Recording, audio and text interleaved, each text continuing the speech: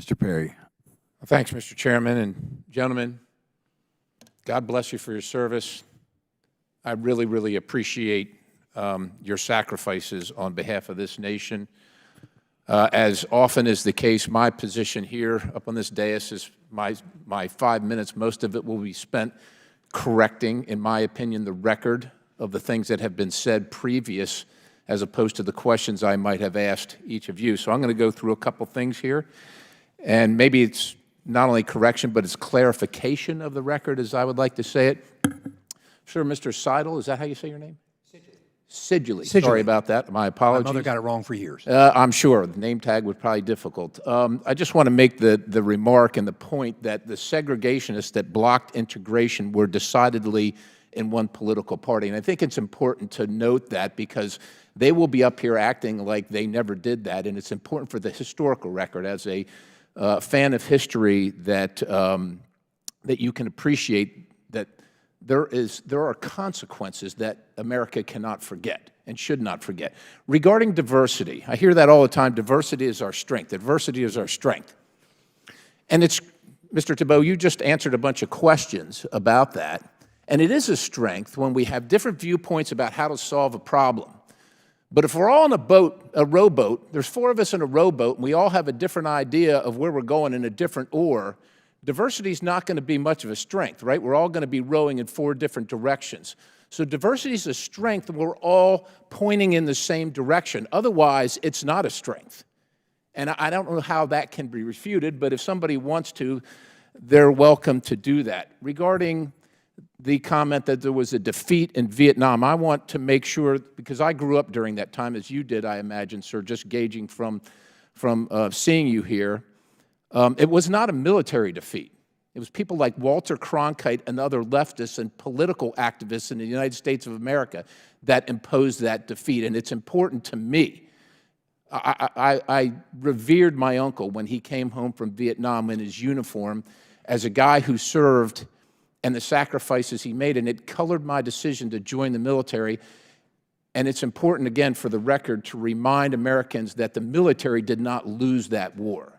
That was a politically lost war, and I don't want that to be attributed or ascribed to the military. Regarding the McCarthy hearings, I want to remind everybody in the room that while I disagreed with his tactics, as most Americans did, if they read Whittaker Chambers' book Witness, and if they go through the Venona transcripts, almost every single person he named was a communist sympathizer, organizer, and involved in the subversion of the United States government. Let's not forget that.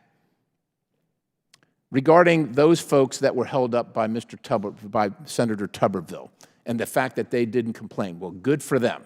Because when we wear the uniform, yours is not to question why, yours is just to do and die. And we don't talk about political things because it is against the regulation. So they weren't doing anything grandiose. They were doing their duty as they should. And Tuberville was doing his duty as he should. The policies in the military regarding the subject at hand are wrong. And thank God somebody was willing to fight for them. There is a specific definition for merit. I would ask my colleague, he can go look up any search engine and see it. I joined the military, and I love my time in the military. It defined me, and I defined it. And it was based on merit. And I didn't have a leg up. I knew my uncle who served in Vietnam, but when I raised my hand as an E1, no one knew anybody I knew, and it didn't matter. And I love the fact that even coming from a broken home with no connections and no clue about anything, I could work my tail off and make something of myself. And even though I didn't have my commander's recommendation to go to officer candidate school, I got into officer candidate school, and I became the president of my class.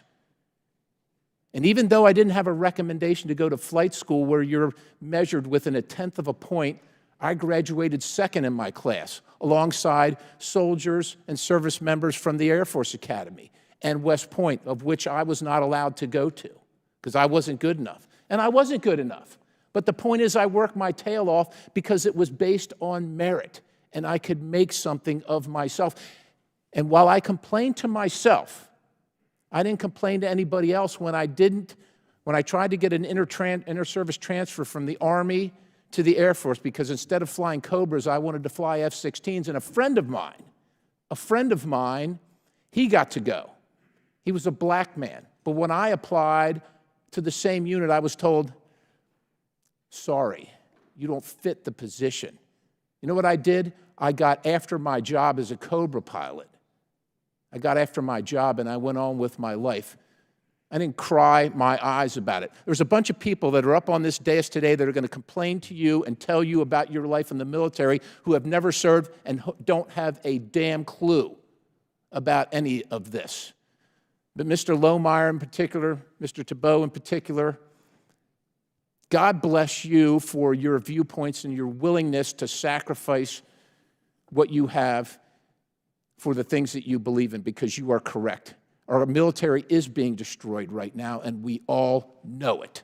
We all know it. And while I wish and I hope that it still remains the best military in the world, I'm not sure that that's the case anymore, and we better damn well come to that realization and get after that. Mr. Chairman, I yield.